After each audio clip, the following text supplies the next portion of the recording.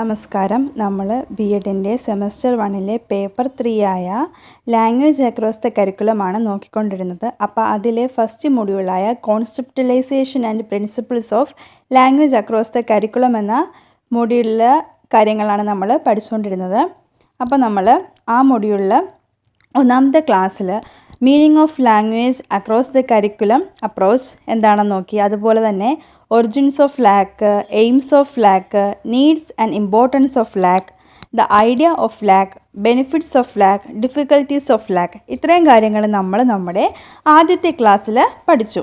അതിനുശേഷം നമ്മുടെ രണ്ടാമത്തെ ക്ലാസ്സിൽ concept of LAC, 2 dimensions of LAC, plurilingualism, importance of plurilingualism, Spain as an opportunity for plurilingualism, plurilingualism in language learning, modes of human activities involving language, using body language effectively, eliminate distracting mannerisms, be natural and conversational, sync physical movement and words, build and project self-confidence, gestures, need for gestures, types of gestures, facial expression, eye contact, speech articulation, alphabet and pronunciation, language objective, constructing language objective, simplified and detailed language, learning targets, teaching to the language objects. ഇത്രയും കാര്യങ്ങൾ നമ്മൾ നമ്മുടെ രണ്ടാമത്തെ ക്ലാസ്സിൽ പഠിച്ചു. ഇനി അടുത്ത ക്ലാസ്സിൽ, അതായത് ഇന്നത്തെ ക്ലാസ്സിൽ നമ്മൾ നോക്കാൻ പോകുന്ന കാര്യങ്ങളാണ് language objective, developments of conceptual literacy, basic ടെനൻസ് of LAC, principles behind LAC, pedagogy of integration. അപ്പോൾ ഇന്നത്തെ ക്ലാസ്സിൽ നമ്മൾ നോക്കാൻ പോകുന്ന കാര്യങ്ങളാണ് language objective, developments of conceptual literacy, basic ടെനൻസ് of LAC, principles behind LAC, pedagogy of integration LAC. അപ്പോൾ നമ്മൾ ആദ്യം തന്നെ നോക്കാൻ പോകുന്നത് ലാംഗ്വേജ് ഒബ്ജക്റ്റീവിൽ വരുന്ന കുറച്ച് കാര്യങ്ങൾ, അതായത് thinking without language, thinking before language, thinking with language. Language ഒബ്ജക്റ്റീവിൽ വരുന്ന മെയിനായിട്ടുള്ള 3 പോയിൻറ്റ്സാണ് ഏതൊക്കെ? Thinking without language, thinking before language, thinking with language. അപ്പോൾ എന്താണ് നമുക്ക് തിങ്കിങ് വിത്തൗട്ട് ലാംഗ്വേജ് എന്ന് ആദ്യം നോക്കാം. തിങ്കിങ് വിത്തൗട്ട് ലാംഗ്വേജ് എന്ന് വെച്ചാൽ ഭാഷയില്ലാതെ ചിന്തിക്കുന്നു എന്നാണ് അർത്ഥം. എന്താണ്? ഭാഷയില്ലാതെ ചിന്തിക്കുന്നു എന്നാണ് അർത്ഥം വരുന്നത്. അപ്പോൾ unlike animals, humans use language both for communication and for symbolic reasoning. This strengthens the arguments that language facilitates concept formation. It is known that animals to communicate truly give warning cues in case of danger, imitate sounds and communicate with the hand gestures as observed with the primates. Still processes such as cause effect relations and the acknowledgement of others' thoughts, demands and goals are believed to be more advanced in humans. അതായത് മൃഗങ്ങളിൽ നിന്നും വ്യത്യസ്തമായാണ് മനുഷ്യർ ആശയവിനിമയത്തിന് ഭാഷ ഉപയോഗിക്കുന്നത്. നമുക്കറിയാം, മൃഗങ്ങളെ പോലെയല്ല നമ്മൾ ആശയവിനിമയം നടത്തുന്നത്. മൃഗങ്ങളിൽ നിന്നും വ്യത്യസ്തമാണ് മനുഷ്യരുടെ ആശയവിനിമയം എന്ന് പറയുന്നത്. നമ്മൾ ആശയവിനിമയത്തിന് വേണ്ടിയിട്ട് എന്ത് ഉപയോഗിക്കുന്നു? ഭാഷ ഉപയോഗിക്കുന്നു.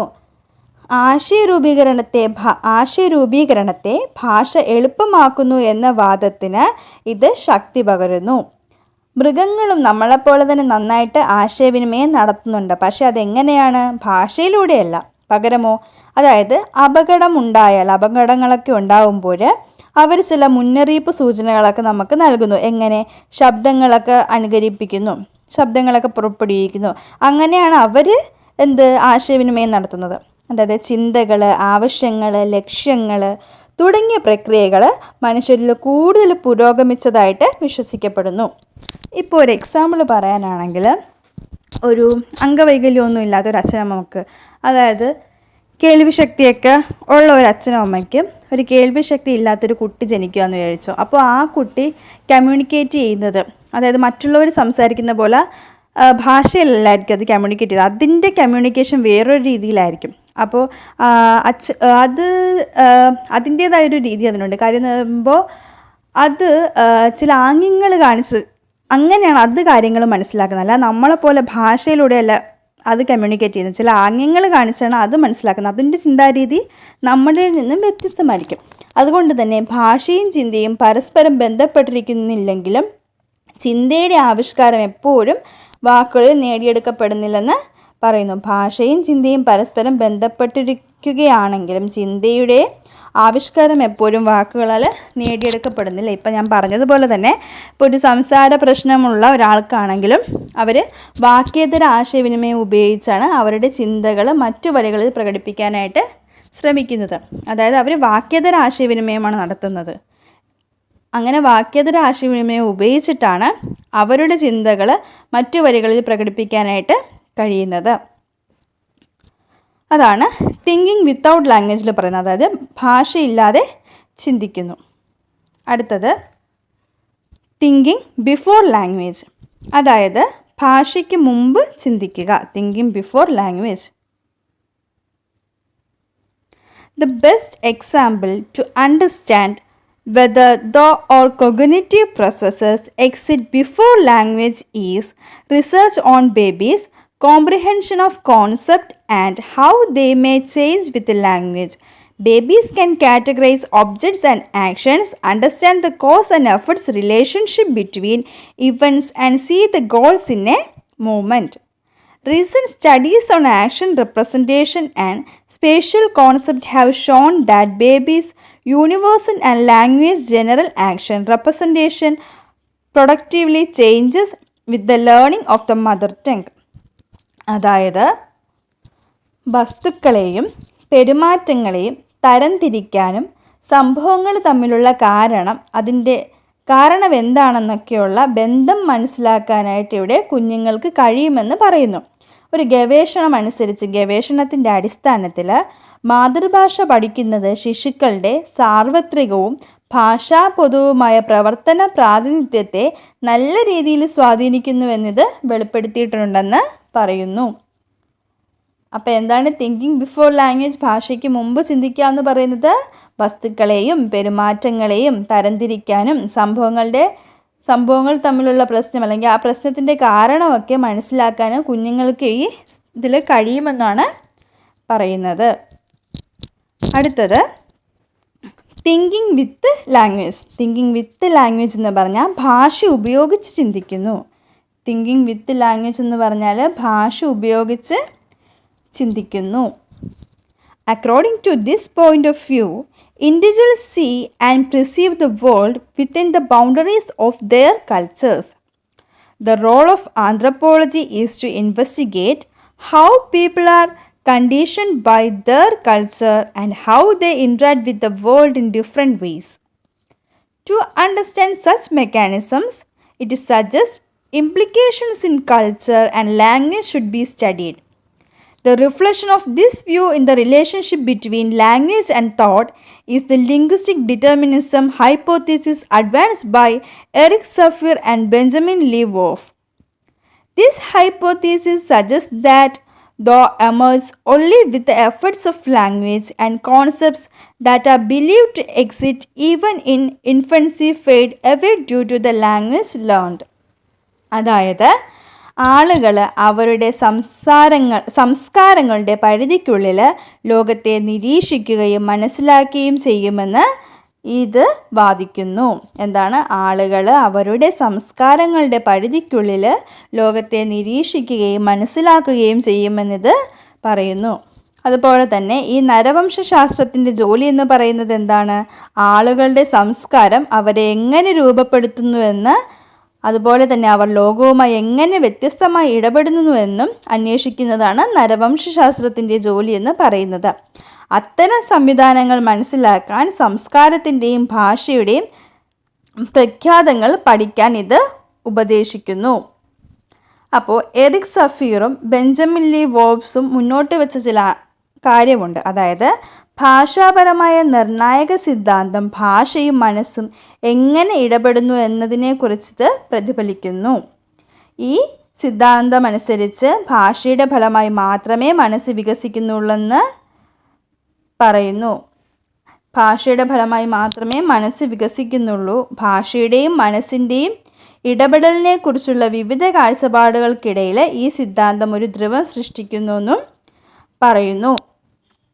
അതാണ് തിങ്കിങ് വിത്ത് ലാംഗ്വേജ്. അപ്പോൾ നമ്മൾ ലാംഗ്വേജ് ഒബ്ജക്റ്റിൽ വരുന്ന 3 പോയിന്റ് പഠിച്ചു. ഏതൊക്കെയാണത്? Number 1 thinking without language, number 2 thinking before language, thinking with language. അതായത് തിങ്കിങ് വിത്തൗട്ട് ലാംഗ്വേജ് എന്ന് പറയുമ്പോൾ ഭാഷയില്ലാതെ ചിന്തിക്കുന്നു. തിങ്കിങ് ബിഫോർ ലാംഗ്വേജ് എന്ന് പറഞ്ഞാൽ ഭാഷയ്ക്ക് മുമ്പ് ചിന്തിക്കുന്നു. തിങ്കിങ് വിത്ത് ലാംഗ്വേജ് എന്ന് വെച്ചാൽ ഭാഷ ഉപയോഗിച്ച് ചിന്തിക്കുന്നു. ഇനി അടുത്തത് നമ്മൾ പഠിക്കാൻ പോകുന്നതാണ് developments of conceptual literacy.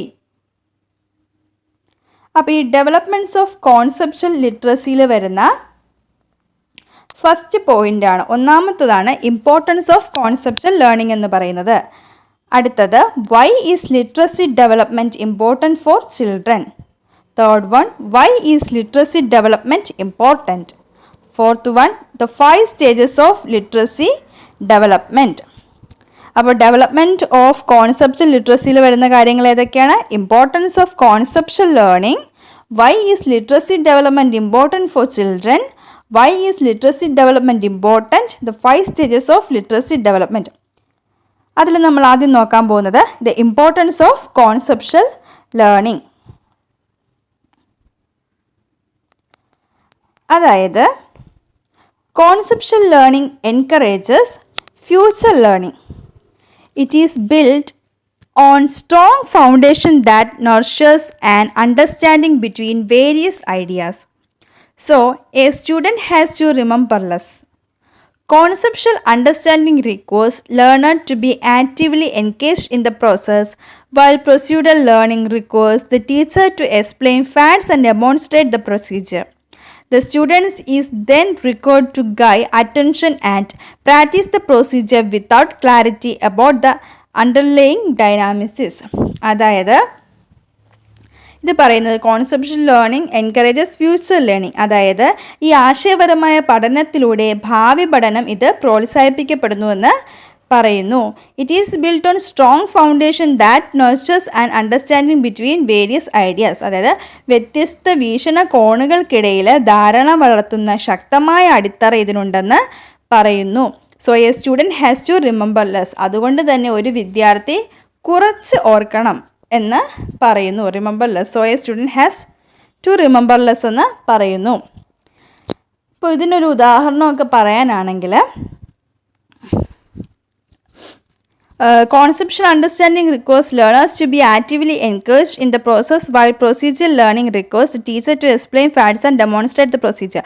Teacher ഇവിടെ ഫാക്ട്സും കാര്യങ്ങളും ഡെമോൺസ്ട്രേറ്റ് ചെയ്യുകയും അത് പ്രൊസീജിയർ ചെയ്യുകയൊക്കെ ചെയ്യുന്നു. The student is then required to guide attention and practice the procedure without clarity about the underlying dynamics. ഇപ്പോൾ ഇതിനൊരു ഉദാഹരണം പറയാനാണെങ്കിൽ എന്താ, ഭിന്നസംഖ്യകളുടെ ഒരു ആശയപരമായ ഗ്രാഹ്യമുള്ള ഒരു വിദ്യാർത്ഥിക്ക് ശതമാനം, ദശാംശങ്ങൾ തുടങ്ങിയ ഗണിതശാസ്ത്രങ്ങളുള്ള ആശയങ്ങളൊക്കെ എളുപ്പത്തിൽ പ്രവർത്തിക്കാനാവും. എന്നാൽ മറുവശത്ത് ഒരു നടപടിക്രമ പരിജ്ഞാനം മാത്രമുള്ളൊരു വിദ്യാർത്ഥിക്കാണെങ്കിൽ വിവിധ നടപടിക്രമങ്ങൾ ഓർമ്മിക്കേണ്ടതിനാൽ നേരിടാനായിട്ട് കുറച്ച് ബുദ്ധിമുട്ടുകളൊക്കെ ഉണ്ടായിരിക്കും. അപ്പോൾ എന്താ പറയുന്നത്, the students in the record to guide attention and practice the procedure without clarity about the understanding dynamics. അപ്പോൾ അതുപോലെ തന്നെ നടപടിക്രമപരമായ പഠനം അധ്യാപകനെ വിവരങ്ങൾ അവതരിപ്പിക്കാനും, അതുപോലെ തന്നെ ഉദാഹരണം അതാണ് പറയുന്നത് conceptual understanding requires learners to be actively engaged in the procedure, while procedure learning requires teachers to explain facts and demonstrate the procedure. നടപടിക്രമപരമായ പഠനം അധ്യാപകനെ വിവരങ്ങൾ അവതരിപ്പിക്കാനും അതുപോലെ തന്നെ ഉദാഹരണങ്ങൾ നൽകാനും ആവശ്യപ്പെടുമ്പോൾ ആശയപരമായ കാര്യത്തിന് വിദ്യാർത്ഥിയുടെ ഒരു പങ്കാളിത്തം ആവശ്യമായി വരുന്നു. ആശയപരമായ ഗ്രാഹ്യത്തിൽ the student is then required to guide attention and practice the procedure without clarity about the understanding dynamics. ആവശ്യപരമായ ഗ്രാഹ്യത്തിൽ അധ്യാപകനും വിദ്യാർത്ഥിയും ഒരു പ്രധാന പങ്ക് വഹിക്കുന്നു. ഒരു ആശയം പൂർണ്ണമായി വികസിപ്പിക്കുന്നതിന് വിദ്യാർത്ഥികളെ പ്രോത്സാഹിപ്പിക്കുന്ന ചുമതലയും അധ്യാപകൻ ചെയ്യുന്നുവെന്ന് പറയുന്നു. അടുത്തത് why is literacy development important for children. എന്തുകൊണ്ടാണ് ലിറ്ററസി ഡെവലപ്മെൻറ്റ് കുട്ടികളിൽ ഇമ്പോർട്ടൻ്റ് ആണെന്ന് പറയുന്നത്? Literacy development is the process of learning words, sounds, language. Children develop literacy skills in order to learn to record, read and write confidently and eventually improve their communication skills overall. The stages of literacy development that a child goes through can vary depending on the child comprehension levels but generally include the same key concept along the way. അതായത് literacy development is the process of learning word sounds and languages. വാക്കുകളും ശബ്ദങ്ങളും ഭാഷയും ഒക്കെ പഠിക്കുന്ന പ്രക്രിയയാണ് സാക്ഷരതാ വികസനം എന്ന് വിളിക്കുന്നത്. Children develop literacy skills in order to learn to read and write confidently and eventually improve their communication skills overall. കുട്ടികൾ സാക്ഷരതാ അറിവുകൾ നേടുന്നു, അതുപോലെ അതിനാൽ അവർ ആത്മവിശ്വാസത്തോടെ എഴുതാനും വായിക്കാനും അവർക്ക് കഴിയുന്നു. പിന്നെയോ അതുപോലെ തന്നെ അവരുടെ ആശയവിനിമയ കഴിവുകൾ ഇവിടെ വർദ്ധിപ്പിക്കാനും കഴിയുന്നു. The stage of literacy development that a child goes through can vary depending on the child's comprehension levels but generally include the same key concept along the way. കുട്ടികൾ എങ്ങനെ വാക്കാൽ പഠിക്കുന്നു എന്നതിനെക്കുറിച്ച് അധ്യാപകർ സമഗ്രമായ ധാരണ അധ്യാപകന് ഉണ്ടായിരിക്കണമെന്നൊക്കെ ഇതിൽ പറയുന്നു. അടുത്തത് why is literacy development important. എന്തുകൊണ്ടാണ് ലിറ്ററസി ഡെവലപ്മെൻറ്റ് ഇമ്പോർട്ടൻ്റ് എന്ന് പറയാൻ കാര്യം നോക്കാം. അതായത് children with confident reading abilities typically struggle less with their studies and have a confident approach to their education. Strong literacy skills translate well into independent learning and encourage constant growth in and out of the classroom. Literacy development offers the way students communicate and problem solve. Those with strong literacy skills usually have improved cognitive ability. For children with confident reading abilities typically struggle less with their studies and have a confident approach to their education. അതായത് ആത്മവിശ്വാസമുള്ള വായനക്കാരായ കുട്ടികൾക്ക് പലപ്പോഴും വിദ്യാഭ്യാസപരമായ ബുദ്ധിമുട്ടുകൾ കുറവായിരിക്കും. അതുകൊണ്ട് തന്നെ പഠനത്തോട് അവർക്ക് നല്ലൊരു മനോഭാവം ഉണ്ടായിരിക്കുമെന്നും പറയുന്നു. Strong literacy skills translate well into independent learning and encourage constant growth in and out of the classroom. അതായത് ശക്തമായ ഒരു സാക്ഷരതാ കഴിവുകൾ ക്ലാസ് മുറിക്കകത്തും പുറത്തും സ്ഥിരമായ വളർച്ചയെ പിന്തുണയ്ക്കുകയും സ്വതന്ത്ര പഠനത്തിലേക്ക് നന്നായി വിവർത്തനം ചെയ്യാനും കഴിയുമെന്ന് പറയുന്നു. അടുത്തത് literacy development affects the way students communicate and problem solve. Those with strong literacy skills usually have improved cognitive ability. അതായത് വായിക്കാനും എഴുതാനും പഠിക്കുന്നത് കുട്ടികൾ എങ്ങനെ ആശയവിനിമയം നടത്തുകയും പ്രശ്നങ്ങൾ പരിഹരിക്കുകയും ചെയ്യുന്നു എന്നതിനെ സ്വാധീനിക്കുന്ന പ്രഗത്ഭരായ വായനക്കാരായ ആളുകൾക്ക് സാധാരണയായി മികച്ച വൈജ്ഞാനിക കഴിവുകൾ ഉണ്ടായിരിക്കുമെന്ന് പറയുന്നു. അതായത് വായിക്കാനും എഴുതാനും പഠിക്കുന്നത് കുട്ടികൾ എങ്ങനെ ആശയവിനിമയം നടത്തുകയും പ്രശ്നങ്ങൾ പരിഹരിക്കുകയും ചെയ്യുന്നു എന്നതിനെ സ്വാധീനിക്കുന്നു. അതുപോലെ തന്നെ പ്രഗത്ഭരായ വായനക്കാരായ ആളുകൾക്ക് സാധാരണയായി മികച്ച വൈജ്ഞാനിക കഴിവുകൾ ഉണ്ടായിരിക്കുമെന്നും ഇത് പറയുന്നു. അടുത്തത് the 5 stages of literacy development. Literacy ഡെവലപ്മെൻറ്റിൻ്റെ 5 സ്റ്റേജസ് ഏതൊക്കെയാണെന്നാണ് നോക്കാൻ പോകുന്നത്. അതിൽ പറയുന്നത് അതായത് ഒരു കുട്ടിയുടെ വായന എഴുത്ത് കഴിവുകൾ പ്രായമാകുമ്പോൾ കൂടുതൽ മെച്ചപ്പെടുകയും അതുപോലെ തന്നെ സാക്ഷരതാ വികസനത്തിൻ്റെ പ്രധാന ഘട്ടങ്ങൾ പ്രകടിപ്പിക്കുകയും ചെയ്യുമെന്ന് പറയുന്നു. അപ്പോൾ സാക്ഷരതാ വികസനത്തിൻ്റെ ഈ പ്രധാനപ്പെട്ട 5 ഘട്ടങ്ങൾ ഏതൊക്കെയാണെന്ന് നമുക്ക് നോക്കാം. 5 ഘട്ടങ്ങളാണ്. First one emergent literacy, second one alphabetic fluency, third one words and patterns, fourth one intermediate reading, fifth one advanced reading. അപ്പോൾ ഈ ഓരോ ഘട്ടവും കുട്ടിയെ ഒരു പഠിതാവ് എന്ന നിലയിൽ മെച്ചപ്പെടുത്തുന്നതിനായിട്ട് സഹായിക്കുന്നു പറയുന്നു. ഏതൊക്കെ ഘട്ടങ്ങളാണ്, ഏതൊക്കെയാണ് 5 സ്റ്റേജസ് ഓഫ് ലിറ്ററസി ഡെവലപ്മെൻറ്റ് എന്ന് പറയുന്നത്?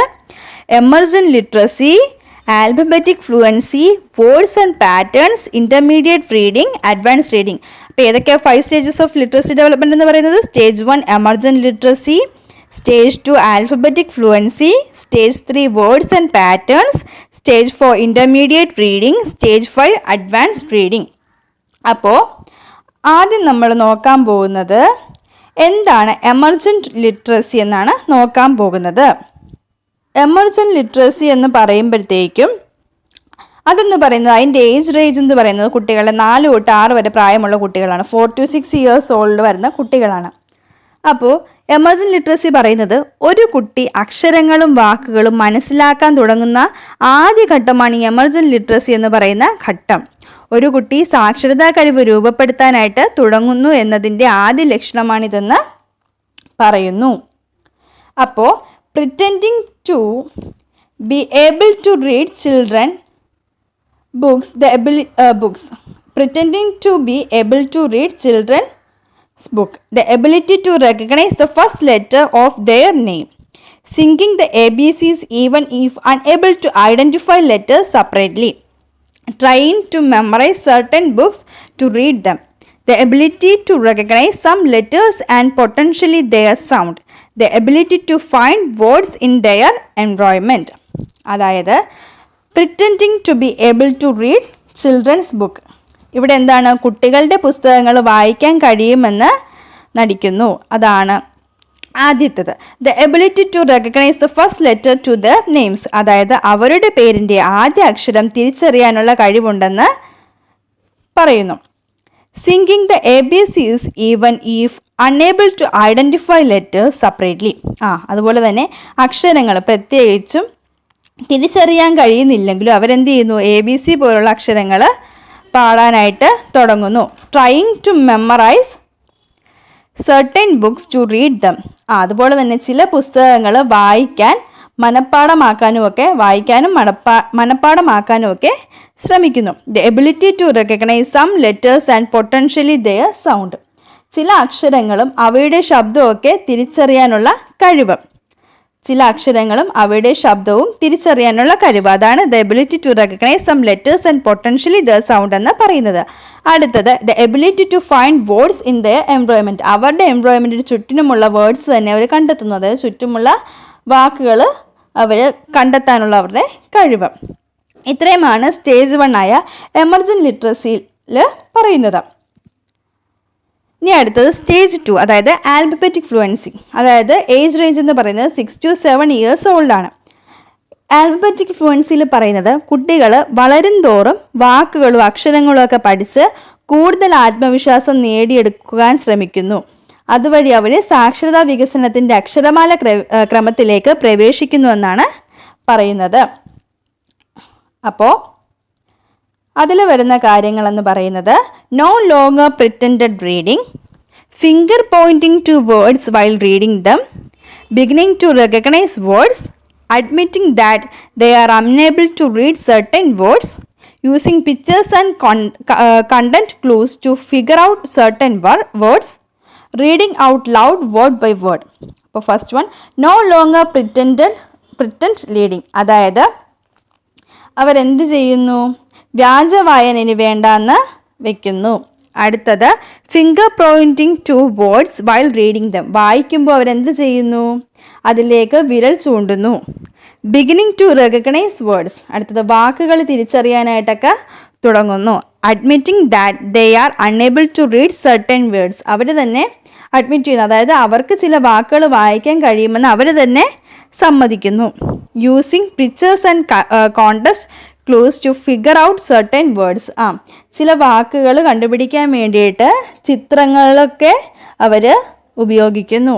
അടുത്തത് reading out loud word by word. ഓരോ വാക്കും അവർ ഉച്ചത്തിൽ വായിക്കുന്നു. ഇതൊക്കെയാണ് സെക്കൻഡ് സ്റ്റേജായ ആൽഫബറ്റിക് ഫ്ലുവൻസിയിൽ പറയുന്ന കാര്യങ്ങൾ. അടുത്തത് സ്റ്റേജസ് ഓഫ് ലിറ്ററസി ഡെവലപ്മെൻറ്റിലെ മൂന്നാമത്തെ സ്റ്റേജായ വേർഡ്സ് ആൻഡ് പാറ്റേൺസിനെ പറ്റിയിട്ടാണ് പറയുന്നത്. ഇതിൻ്റെ ഏജ് റേഞ്ച് എന്ന് പറയുന്നത് 7 to 9 years ഓൾഡാണ്. അപ്പോൾ ഈ വേർഡ്സ് ആൻഡ് പാറ്റേൺസിൽ പറയുന്നത് കുട്ടികൾ ശക്തമായ വായനാ ശൈലി വളർത്തിയെടുക്കാൻ തുടങ്ങുന്നു എന്നാണ്. കുട്ടികൾ ഒരു ശക്തമായ വായനാ ശൈലി വളർത്തിയെടുക്കാൻ തുടങ്ങുന്നു എന്നാണ് സ്റ്റേജ് 3 ആയ വേർഡ്സ് ആൻഡ് പാറ്റേൺസിൽ പറയുന്നത്. അപ്പോൾ അതിൽ വരുന്ന പോയിന്റ്സ് എല്ലാം decoding of words and stronger ability to comprehend reading materials, more self-correction when what is read is unclear, less sound by sound reading and easier time growing letters, able to recognize words that pop up most often automatically, less reliance on context clues to figure out unknown words, beginning to be able to spell complex consonant words like its. അപ്പോൾ less decoding of words and stronger ability to comprehend reading materials എന്ന് പറഞ്ഞാൽ കുറച്ച് വാക്കുകൾ decode ചെയ്യേണ്ടതുണ്ട്. അതുകൂടാതെ വായന മനസ്സിലാക്കാനുള്ള കഴിവും ഇവിടെ മെച്ചപ്പെടുന്നു എന്ന് പറയുന്നു. More self correction when what is read is unclear. അതായത് വായിക്കുന്നതിൻ്റെ ഇടക്ക് വായിക്കുന്നത് വ്യക്തമല്ലെങ്കിൽ സ്വയം തിരുത്താനായിട്ട് അവർ ശ്രമിക്കുന്നു. Less sound by sound reading and easier time grouping letters. അതായത് ശബ്ദം കുറച്ച് വായിക്കുകയും അതുപോലെ തന്നെ അക്ഷരങ്ങൾ വേഗത്തിൽ ഗ്രൂപ്പ് ചെയ്യാനും അവർ പഠിക്കുന്നു. അക്ഷരങ്ങൾ വേഗത്തിൽ ഗ്രൂപ്പ് ചെയ്യുകയൊക്കെ ചെയ്യുന്നു. അടുത്തത് able to recognize words that pop up most often automatically. അതായത് പതിവായിട്ട് ദൃശ്യമാകുന്ന പദങ്ങളൊക്കെ സ്വയമേ തിരിച്ചറിയാനായിട്ട് കഴിയുന്നു. അടുത്തത് less reliance on context clues to figure out unknown words. അതായത് അപരിചിതമായ വാക്കുകൾ കണ്ടുപിടിക്കാൻ സന്ദർഭ സൂചനകളെ ആശ്രയിക്കുന്നത് ഇവിടെ കുറവാണെന്ന് പറയുന്നു. അടുത്തത് beginning to be able to spell complex consonant words like its പോലുള്ള വ്യഞ്ജനാക്ഷരങ്ങൾ ഉച്ചരിക്കാനായിട്ട് തുടങ്ങുന്നു. ഇത്രയും കാര്യങ്ങളാണ് തേർഡ് സ്റ്റേജായ വേർഡ്സ് ആൻഡ് പാറ്റേൺസിൽ പറയുന്നത്. ഇനി അടുത്തത് ഫോർത്ത് സ്റ്റേജ് നോക്കാം. അതായത് ഇൻ്റർമീഡിയറ്റ് റീഡിങ് അതെന്ന് പറയുന്നത് ഇവിടുത്തെ ഏജ് റേഞ്ച് എന്ന് പറയുന്നത് 9 to 11 years old കുട്ടികളാണ്. അതായത് ഇൻ്റർമീഡിയറ്റ് റീഡിങ്ങിൽ പറയുന്നത് കുട്ടികൾ ഈ ഘട്ടത്തിൽ കൂടുതൽ കൃത്യമായിട്ട് വാക്യങ്ങളൊക്കെ എഴുതാനും വായിക്കാനും അവരുടെ മൊത്തത്തിലുള്ള ഒരു ഒഴുക്ക് മെച്ചപ്പെടുന്നതായിട്ട് ഇവിടെ തുടങ്ങുന്നു. അത് കൂടുതൽ നന്നായിട്ട് കൃത്യമായിട്ടൊക്കെ വാക്യങ്ങൾ എഴുതാനൊക്കെ പഠിക്കുന്ന സ്റ്റേജാണ് ഇത്. അപ്പം അതിൽ വരുന്ന പോയിൻറ്റ്സ് നോക്കാം. അതായത് reading to learn new information and writing for multiple purposes, less difficulty with independent reading to explore new concept from numerous perspectives, reading longer materials such as text book with little difficulty and interest in wanting to learn and develop new vocabulary. അതായത് reading to learn new information and writing for multiple purpose എന്ന് പറഞ്ഞാൽ പുതിയ വിവരങ്ങൾ പഠിക്കാൻ വായിക്കുകയും ഒന്നിലധികം ആവശ്യങ്ങൾക്കായി എഴുതുകയും ചെയ്യുന്നു. പുതിയ കാര്യങ്ങളൊക്കെ പഠിക്കാൻ വേണ്ടിയിട്ട്, പുതിയ ഇൻഫോർമേഷനൊക്കെ അവർക്ക് ലഭിക്കാൻ വേണ്ടിയിട്ട് അവർ കൂടുതൽ കാര്യങ്ങളൊക്കെ എന്ത് ചെയ്യുന്നു, വായിക്കുന്നു. അതുപോലെ തന്നെ ആവശ്യങ്ങൾക്കായിട്ട് എഴുതുകയൊക്കെ ചെയ്യുന്നു. അടുത്തത് less difficulty with independent reading. അതായത് സ്വതന്ത്ര വായനയിൽ ബുദ്ധിമുട്ട് കുറവാണ്. Less difficulty with independent reading, സ്വന്തമായിട്ട് വായിക്കുന്നതിൽ ബുദ്ധിമുട്ട് കുറവാണെന്ന് പറയുന്നു. അടുത്തത് reading to explore new concept from numerous perspectives.